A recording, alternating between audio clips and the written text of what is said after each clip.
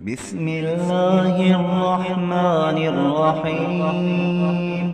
القارعة. ما القارعة؟ وما أدراك ما القارعة؟ يوم يكون الناس كالفراش المبثوث وتكون الجبال كالعهن المنفوش فأما من ثقلت موازينه فهو في عيشة راضية وأما من خفت موازينه فأمه هاوية وما